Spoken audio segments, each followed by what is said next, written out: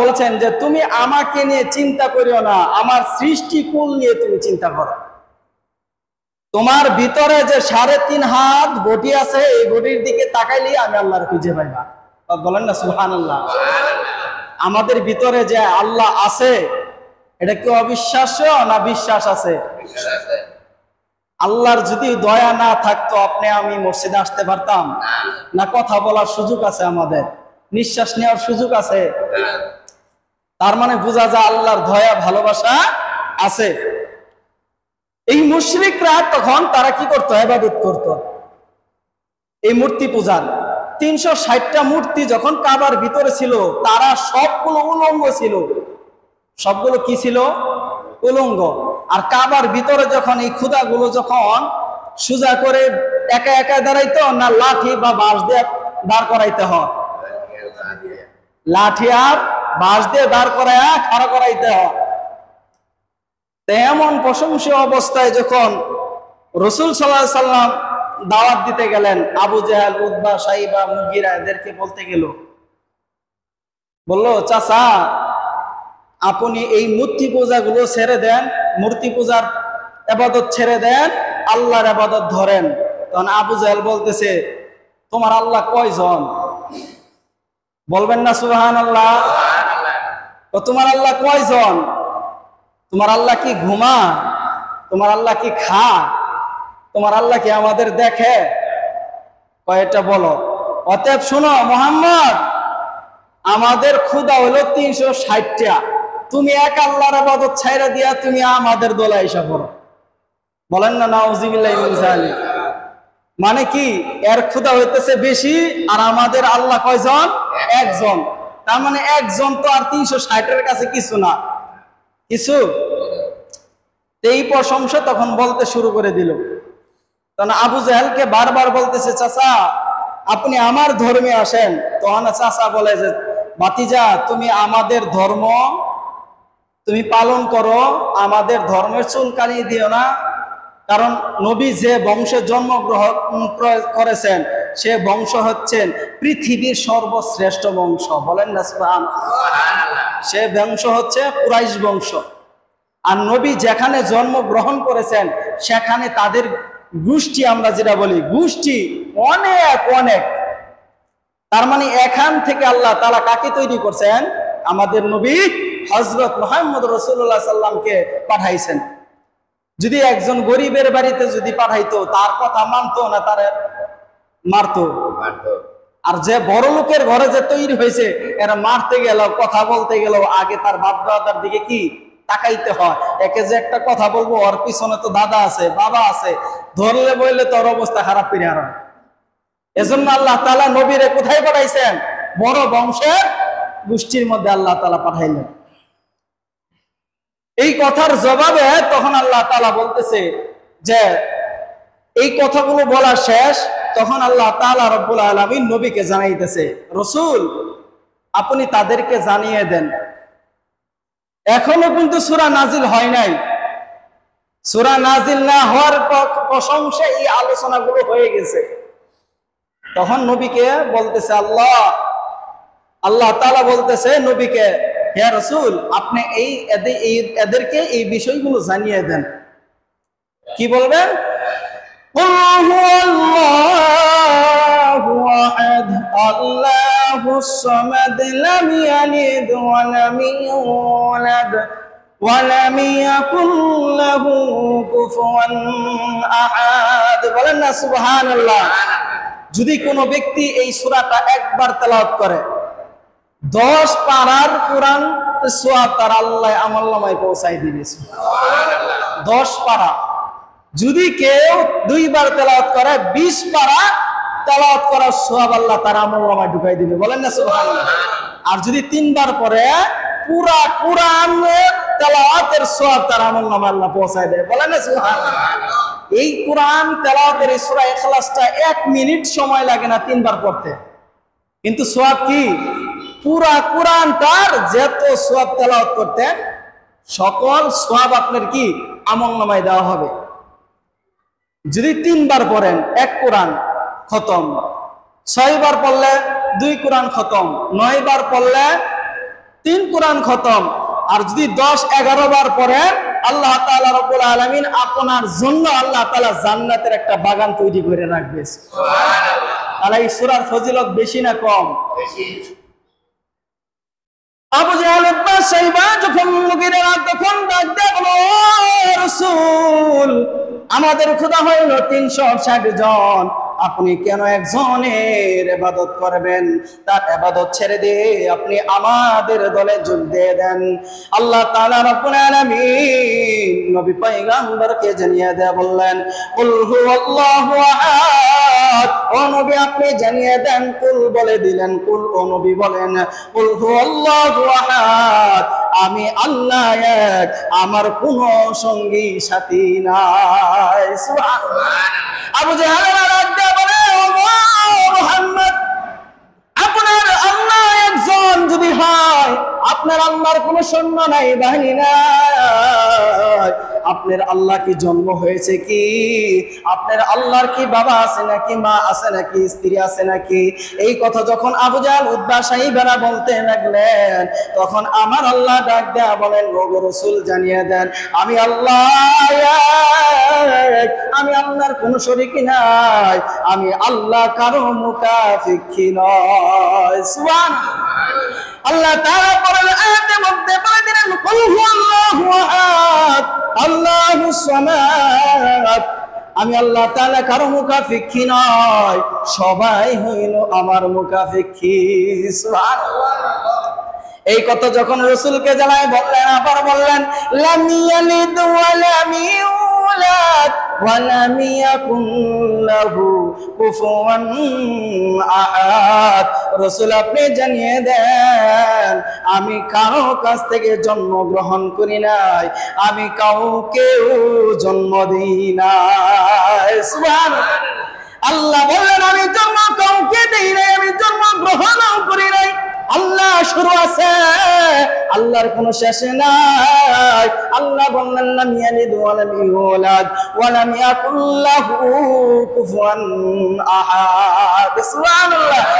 আমার আল্লাহ তাআলা রাব্বুল আলামিন বলল, ও রাসূল আপনি তাদেরকে জানিয়ে দেন, আপনার আল্লাহ একজন, আমার আল্লাহ একজন, তার ইবাদত করি আমরা। এই কথা যখন আবু জাহেলকে যখন নবী জানিয়ে দেয়, আবু জাহেলকে যখন জানিয়ে দেওয়ার পরে বললেন, তোমরা যার ইবাদত করো তারা তো নিজে থেকে কোনো চলতে পারে না, তারা নিজে থেকে খাইতে পারে না, নিজে থেকে কিছু তৈরি করতে পারে না, এমন মূর্তির পূজারি আমি মুহাম্মদ করি না। সুবহানাল্লাহ। কথায় যুক্তি আছে কি নাই?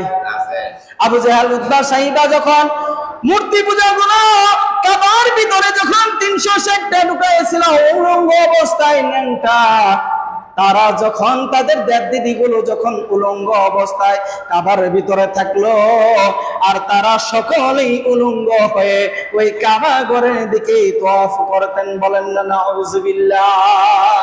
কারণ তাদের খোদা হয় না উলঙ্গ অবস্থায়, তারা উলঙ্গ হয়ে তাদের দেবদেবীর প্রশংসা করে, তাওয়াফ করে। আল্লাহ তাআলা রব্বুল আলামিন যখন কুরআনে নাজিল করে জানিয়ে দিয়ে বলে দিলেন, ওগো নবী আমি আল্লাহ যে খাই না, আমি আল্লাহ ঘুমাই না, তাও তাদেরকে জানিয়ে দেয়া বলেন। আল্লাহ তাআলা সূরা বাকারার মধ্যে আল্লাহ জানিয়ে দেয়া বলেন, আল্লাহু লা ইলাহা ইল্লা হুয়াল হাইয়ুল কাইয়্যুম লা তাখুযুহু সিনাতুন ওয়ালা নাওম। আমার আল্লাহ তাআলা রব্বুল আলামিন বলেন, আল্লাহু লা ইলাহা ইল্লা হুয়াল হাইয়ুল কাইয়্যুম, আমি আল্লাহ তাআলা রব্বুল আলামিন চিরঞ্জীব। সুবহানাল্লাহ। আমার আল্লাহ কি মরণশীল না চিরঞ্জীব? আমার আল্লাহ মরণ নাই, আমার আল্লাহর মৃত্যু নাই। আল্লাহ নিজেই বললেন, আল্লাহু লা ইলাহা ইল্লা হুয়াল হাইয়ুল কাইয়্যুম, আমি আল্লাহ তাআলা হায়াতের মালিক। সুবহানাল্লাহ। আমি আল্লাহ বলে দিলেন, তোমরা তাকাইয়া দেখো আসমান আর জমিন, চন্দ্র এবং তারকা আমি আল্লাহর হুকুমে উঠে, আবার আমি আল্লাহর হুকুমেই অস্ত্র যায়। সুবহানাল্লাহ। একটু তাকাইয়া দেখো, তাদেরকে জানিয়ে দেয়া বলেন সূর্য কি কোনো সময় 1 মিনিট পরে উঠছে না আগে উঠছে? আমি আল্লাহর হুকুম যখন হয়েছে তখনই সূর্য উঠে গিয়েছে, আমি আল্লাহর যখন হুকুম হয়ে গেছে সূর্য তখনও ডুবে গিয়েছে। সুবহানাল্লাহ। আল্লাহ বললেন এই আসমান আর জমিন তো চন্দ্র তারকা। আবু জাহাল ডাক দেয়া বলে, ও মুহাম্মদ, আপনার যে এই এত বড় আসমান আর জমিন আল্লাহ যে পরিচালনা করে, পর্যবেক্ষণ করে, তাহলে এই পর্যবেক্ষণ করতে কি তার কষ্ট হয় না? তিনি কি ঘুমায় না? তিনি কি খায় না? তার কি পেরেশানি লাগে না? আল্লাহ তাআলা রব্বুল আলামিন বলে, ও নবী আপনি বলে দেন আসমান আর জমিন পর্যবেক্ষণ করি, এই আসমান আর জমিন আমার ইশারা দিয়ে চলে। সুবহানাল্লাহ। এই জন্য আল্লাহ বলেন ওয়াসসামাওয়াতি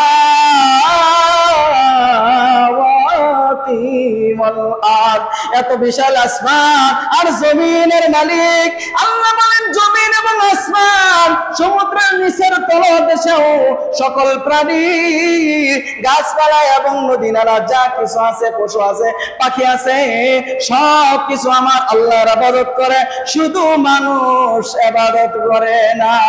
কথা বলেন ঠিক না বেঠিক? পানির নিচের তলেও যদি আল্লাহর ইবাদত করে, মানুষ জানার পরে ইবাদত করে না, যেমন আবু জাহেল, উতবা, সাইবা, মুগীরা। ঠিক না বেঠিক? কথা বলেন ঠিক না বেঠিক? এজন্য আল্লাহ বললেন মানুষ হইলে হয় না, মানুষের ভিতরে তার আমল ঈমান যদি না থাকে আল্লাহ চিনে না। সুবহানাল্লাহ। কথা ঠিক না বেঠিক? এজন্য আমার আল্লাহ বললেন লা তাখুযুহু সিনাতু ওয়ালা নাওম। আমি আল্লাহ বলে দিলাম লা তাখুযুহু, আমি আল্লাহ ঘুমাই না। লা তাখুযুহু সিনাতু ওয়ালা নাওম, আমি আল্লাহর ঘুম তো দূরের কথা তন্নাটাও পর্যন্ত আসে না। সুবহানাল্লাহ। আর আমরা ঘুম না ঘুমাইলেও, বসে থাকলেও জিমতেরে ঘুমায়া পড়ে যাই। আল্লাহ বলে আমি যদি ঘুমায়া যাই, তখন আবার যদি কোনো বান্দা যদি বিপদে পড়া আমি আল্লাহকে ডাক দেই, আমি আল্লাহ যদি ঘুমায়া যাই, বিশাল বড় আসমান, এই জমিন, চন্দ্র, তারকা যা কিছু আছে তোলার মতন ধ্বংস হয়ে যায়। আল্লাহু আকবার। এজন্য আমি আল্লাহ ঘুমাই না, আমি আল্লাহ পর্যবেক্ষণ করি, আমি আল্লাহকে ঘুম ধরে না, আমি আল্লাহ খাই না। এই সব কিছু আবু জাহল, উতবা, সাইবাদেরকে জানিয়ে দেন। এই কথা যখন তাদেরকে জানিয়ে দেওয়া হলো, তখনও তারা আল্লাহ বিশ্বাস করে না। আল্লাহু আকবার। কারণ আল্লাহ তার ভিতরে হেদায়েত দেয় নাই। কি দেয় নাই? কারণ হেদায়েত আল্লাহ তার ভিতরে ঢুকায় নাই। নবী বারবার নবী বলতেছে, ও চাচা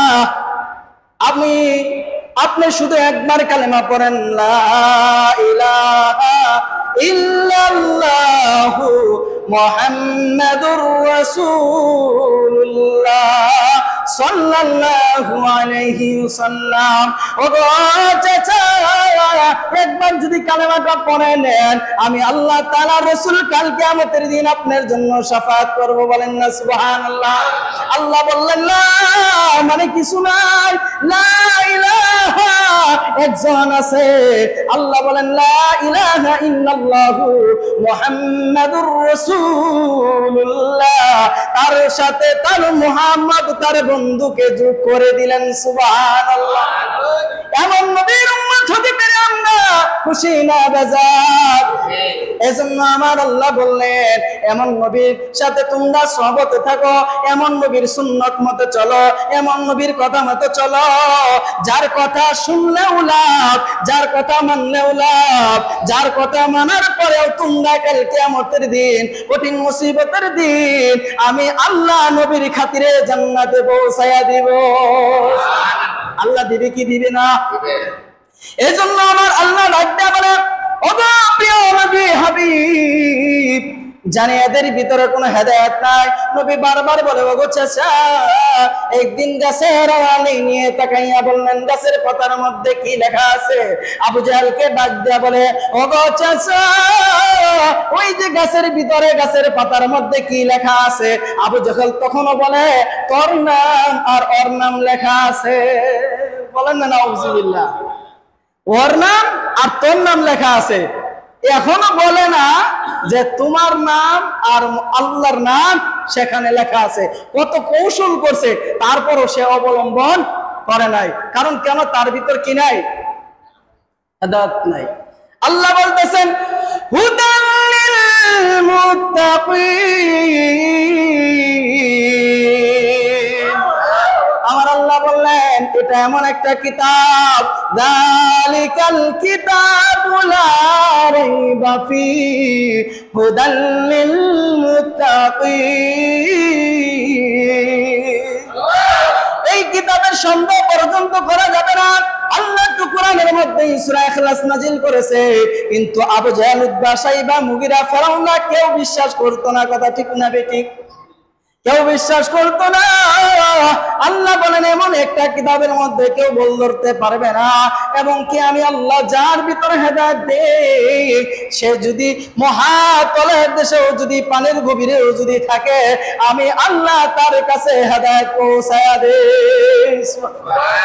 আর আমি আল্লাহ তাআলা রাব্বুল আলামিন যদি তার তাকদীরের ভিতরে রেখে দেই কোনো কথা, আমি আল্লাহ যদি তার রিজিকে কোনো কিছু রেখে দেই, জমির তলের দেশেও যদি সে থাকে, আসমানের উপরেও যদি সে থাকে, আমি আল্লাহ তার কাছে রিজিক পৌঁছায়া দেই। সুবহানাল্লাহ। আল্লাহ দিতে পারে কি পারে না?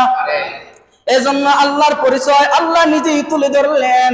কারণ তোমাদের যদি কেউ প্রশ্ন করে, তোমার আল্লাহ দেখতে কেমন, তোমার আল্লাহ কেমন দেখতে, তোমার আল্লাহ কি রকম, তোমার আল্লাহর ক্ষমতা কেমন, তোমার আল্লাহ কোথায় যায়, আল্লাহ কোথায় খায়, আল্লাহ কেমন চলে, এই জন্য এই প্রশ্ন যেন কোনো বিদুর্মী না করতে পারে, আল্লাহ নিজেই বললেন, ওয়াল্লাহু আলা কুল্লি শাইইন কাদির।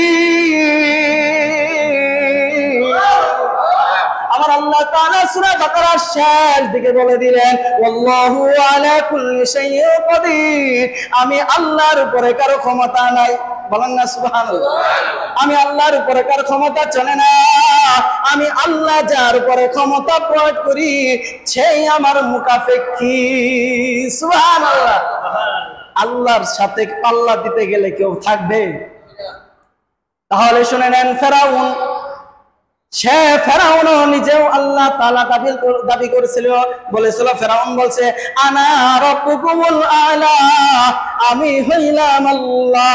ফেরাউন যখন এই কথা বলে, দিনের বেলা বলে, রাত্রে গিয়ে আল্লাহকে ডাকে, ওগো আল্লাহ, আমি জানি তুমি ছাড়া কেউ নাই, কিন্তু নিজে খুদা খুদা দাবি মনে মনে হয়। আল্লাহ মনে হয় আমার কাছে এমন ক্ষমতা দিয়ে দাও যেন আমার কওমগুলো যেন আমার আল্লাহ দাবি করে। আল্লাহু আকবার। এই কোন কথা তার ভিতরে, আল্লাহ তার ভিতরেও ক্ষমতা দিয়ে দিয়েছিল। কিন্তু আবু জাহেল, উতবা, শাইবা তারাও কিন্তু নবীর বিরোধিতা করতে শুরু করলো। আবার ফেরাউন মুসা আলাইহিস সালামের বিরোধিতা শুরু করলো। ফেরাউনের কাছে যখন মুসা আলাইহিস সালাম দাওয়াত নিয়ে গেলেন, কার দাওয়াত ছিল? আল্লাহর দাওয়াত নিয়ে ফেরাউনের কাছে গেছিল। আবু জাহেলের কাছে, উতবার কাছে, লাহাবের কাছে মুহাম্মদুর রাসূলুল্লাহ দাওয়াত নিয়ে গেছিল। এই দাওয়াত তারা গ্রহণ না করার কারণে তারা মুরতাদ হয়ে গেছে।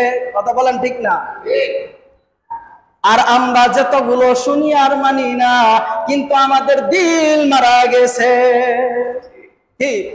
ওরা তো মুরতাদ হয়ে গেছে, আর আমরা জেনে শোনার পরে কোনো আমল করতে পারি না, তাহলে আমাদের দিল জিন্দা নাই, মারা গেছে।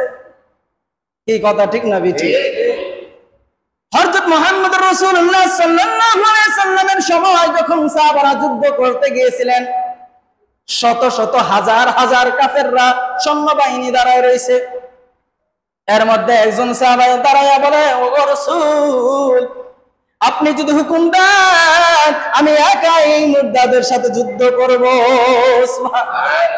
তখন নবী ডাক দিয়া বলো, গো সাহাবী, তুমি কেমন করে এত কাফেরদের সাথে তুমি যুদ্ধ করতে যাইবা? রসুলকে তখন সাহাবা ডাকতে বলে, রসুল আপনি যে আগেই বলে দিয়েছেন যার ভিতরে আল্লাহ আছে, রসুল আছে, যার ভিতরে আমল আছে তার দিল জিন্দা, যার ভিতরে আল্লাহ নাই, রসুল নাই, আমল নাই, ঈমান নাই, আকল নাই, কিছু নাই, তার দিল হলো কি মুদ্রা, সে মারা গিয়েছে। এখন বলেন যদি রসুল শত শত নাই কোটি কোটি যদি মৃত ব্যক্তি সামনে থাকে, একজন যদি জীবিত থাকে, এই মৃত ব্যক্তি কোনোদিন জীবিত ব্যক্তিকে মারতে পারে? পারে? বলেন না পারে কি? এজন্য আল্লাহ বললেন তাহলে তাকাইয়া দেখো উহুদের ময়দানের দিকে, তাও উহুদের ময়দানের দিকে তাকাও, কাফের ছিলেন 1000 সমান, আর নবীর সাহাবা ছিল মাত্র 313 জন। এই 313 জনকে যদি পাকড়াও করে ঘিরে ফেলে ভাগে কয়জন করে পড়বে হিসাব আছে? আল্লাহ তাআলা রব্বুল আলামিন বললেন এই যে 313 জন সাহাবা যুদ্ধ করার জন্য কাফেরের সাথে গিয়েছে, আর যে জায়গায় একজন সাহাবা 1000 কাফেরদের সাথে যুদ্ধ করতে চাইছিল, তাহলে 313 জনের কাছে এই 1000 কিছু, 1000 কিছু। আল্লাহ রাব্বুল আলামিন রাসূল আপনার কোনো ভয় নাই, আমি আল্লাহ তাআলার সাহায্য আপনার উপরে পাঠায়া দিলাম। এজন্য আল্লাহ তাআলা রব্বুল আলামিন বললেন আমার পরিচয় নিয়ে তোমরা যদি কোনো সময় কোনো যদি বিধর্মী যদি আটকে দেয়, তোমাদের বিপদে ফেলে দেয়, আমি এই আয়াতগুলো তোমাদের জানিয়ে দিলাম, তোমাদের যুদ্ধের জন্য অস্ত্র তৈরি করে দিলাম। আছে না? একজন ব্যক্তি বলছিল যাদেরকে বলা হয় নাস্তিক, তারা আল্লাহকে বিশ্বাস করে না, নাস্তিক গুলো বিশ্বাস করে না আল্লাহ আছে, তারা নিজেরা মনে করে আমি একাই জন্ম হয়েছি।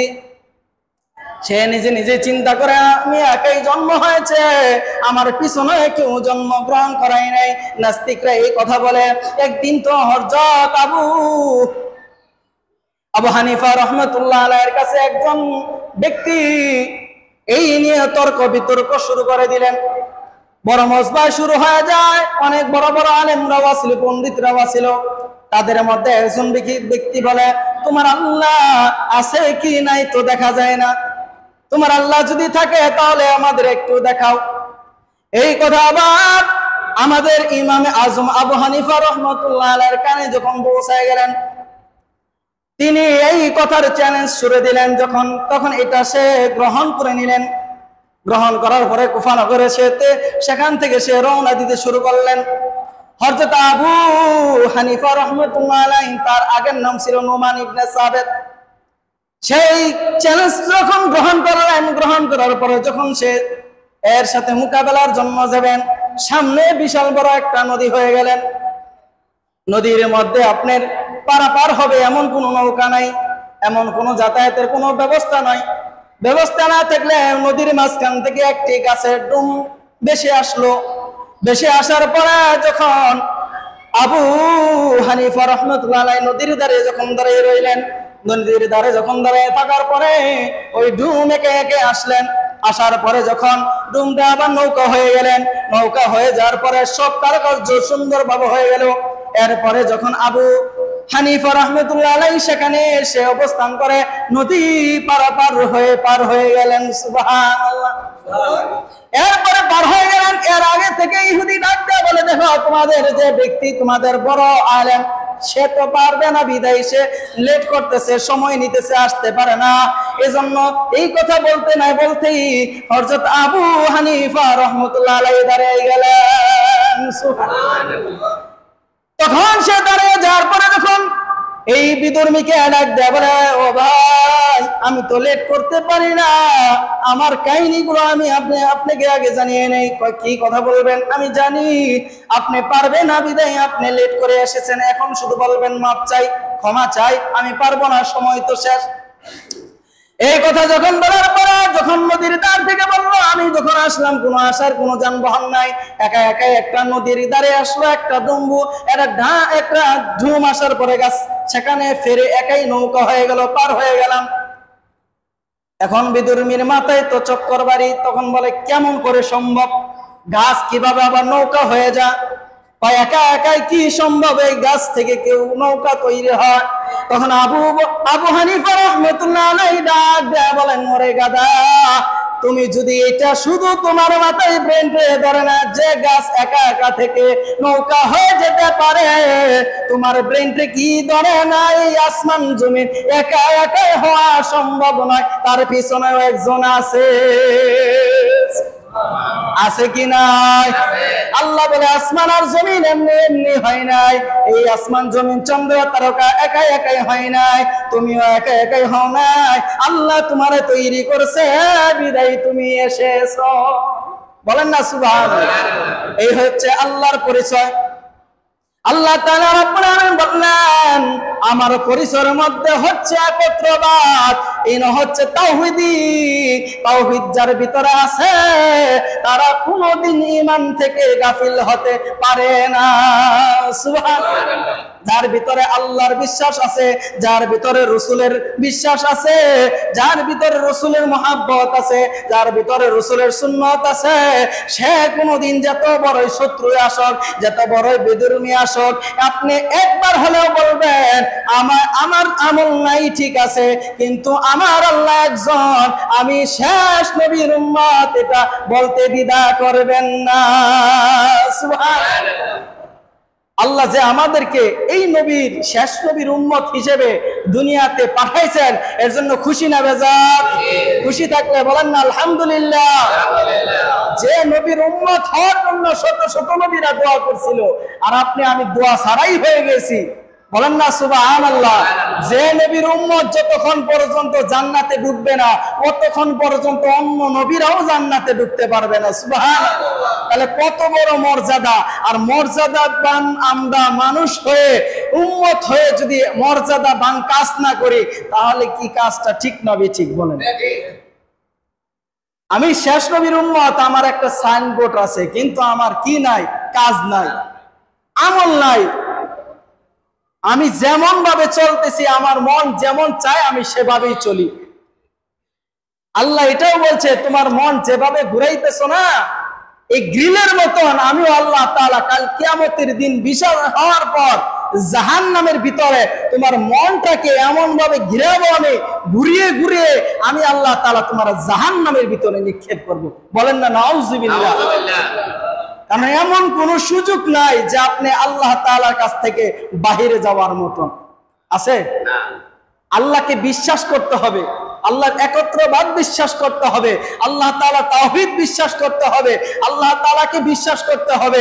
জমিন এবং আসমানে যে জায়গায় থাকেন আপনি, আল্লাহর দয়া ছাড়া আপনার আর উপায় আছে। এজন্য আল্লাহর পরিচয় আমাদের জানা দরকার আছে কি নাই? এই জানার মাধ্যমেও আল্লাহ তাআলা বরকত দিয়ে দিবেন। কি আল্লাহ বললেন, এই সূরা যদি কেউ 3 বার তেলাওয়াত করে, আমি আল্লাহ পুরো কোরআনের সওয়াব তার আমলনামায় পৌঁছাই দেব। সুবহানাল্লাহ। তাহলে আল্লাহ এত সওয়াব দিয়ে দিয়েছেন আমাদের, কিন্তু আমরা কি করি না? আমল করি না।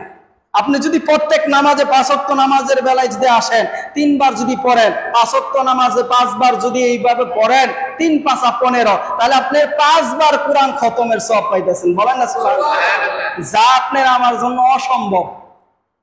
ছোট আমল অনেক পাওয়ারফুল হয়ে যায়। আল্লাহ আমাদেরকে সকলকেই আমল করার তৌফিক দান করুক। সবাই বলেন আমিন।